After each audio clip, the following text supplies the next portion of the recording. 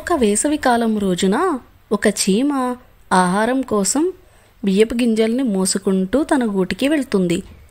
పక్కనే ఒక గొల్లబామ వయలిన్ పట్టుకుని పాటలు పాడుతూ ఉంది. కష్టపడి బియ్యపు గింజల్ని మోస్తున్న చీమని చూసిన గొల్లబామ నవ్వుతూ ఇలా అంది, చీమా, నువ్వు ఎందుకంత కష్టపడుతున్నావు? రా, మనిద్దరం ఆనందంగా పాటలు పాడుకుందాం. దానికి చీమ ఇలా చెప్పింది, లేదు మిత్రమా, రాబోయేది వర్షాకాలం. అప్పుడు మనకి ఆహారం దొరకడం చాలా కష్టం. అందుకే నేను ఇప్పుడే వర్షాకాలానికి సరిపడా ఆహారాన్ని సేకరిస్తున్నాను అని చెప్పి తన పనిని తాను కొనసాగిస్తూనే ఉంది. రోజులు గడుస్తూ ఉన్నాయి. చీమ రోజూ కష్టపడి ఒక్కో వడ్ల గింజను సేకరిస్తూ ఉంది. మరోపక్క గొల్లబామ మాత్రం ఎప్పటిలా పాటలు పాడుకుంటూ కాలక్షేపం చేస్తూ ఉంది.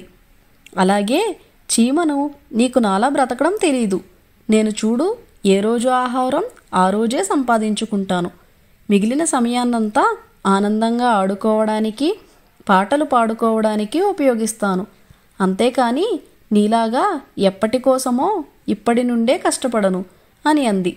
ఆ మాటలు విన్నా కూడా చీమ గొల్లబామని పట్టించుకోకుండా తన పని తాను చేసుకుంటూ ఉండేది. వర్షాకాలం రానే వచ్చింది. ఒకరోజు ఆకాశమంతా నల్లని మబ్బులు పట్టాయి. కాసేపటికే భారీ వర్షం కురిసింది. గొల్లబామకి ఉండడానికి ఇల్లు లేక చలికి బాగా వణకసాగింది. ఎంత వెతికినా తినడానికి తిండి కూడా దొరకలేదు గొల్లబామకి. గొల్లబామ మెల్లిగా చీమ ఇంటికి వచ్చింది. చీమతో ఇలా అంది, మిత్రమా, నాకు చాలా ఆకలిగా ఉంది. ఎంత వెతికినా నాకు ఆహారమే దొరకడం లేదు. బయట చాలా చలిగా ఉంది. ఈ చలి వల్ల నేను చనిపోయేలా ఉన్నాను. నాకు నీ ఇంట్లో కొంచెం ఆశ్రయం ఇవ్వగలవా? నా ఆకలి తీర్చగలవా అని దీనంగా అడిగింది. గొల్లబామ పరిస్థితి చూసిన చీమకి దానిపై జాలి కలిగింది. వెంటనే ఒక్క క్షణం కూడా ఆలోచించకుండా గొల్లబామని తన ఇంట్లోకి ఆహ్వానించింది. చీమ తాను వేసవికాలమంతా కష్టపడి దాచుకున్న ఆహారంలో నుండి కొన్ని వడ్ల గింజల్ని గొల్లబామకు తినడానికి ఇచ్చింది. గొల్లబామకి తాను కష్టపడి పనిచేస్తున్న చీమను ఎంతలా అవమానించానో గుర్తు తెచ్చుకుని సిగ్గుగా అనిపించింది. వెంటనే చీమకి క్షమాపణ చెప్పింది.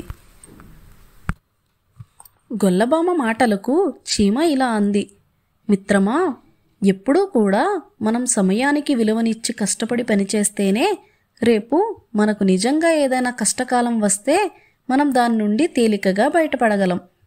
ఎప్పుడూ సమయం ఎవరికోసం ఆగదు. మనమే సమయాన్ని సద్వినియోగం చేసుకోవాలి అని చెప్పింది. దీని ద్వారా గొల్లబామ కూడా పాఠాన్ని నేర్చుకుంది. అప్పటి నుండి గొల్లబామ కూడా చీమలాగే తన సమయాన్ని వృధా చేయకుండా ఎప్పుడూ ఏదో ఒక పని చేస్తూనే ఉంది. మీకు ఈ వీడియో నచ్చినట్లయితే వెంటనే లైక్ చేయండి. ఇలాంటి మంచి వీడియోస్ కోసం మా ఛానల్ని సబ్స్క్రైబ్ చేయండి. Thank you for watching.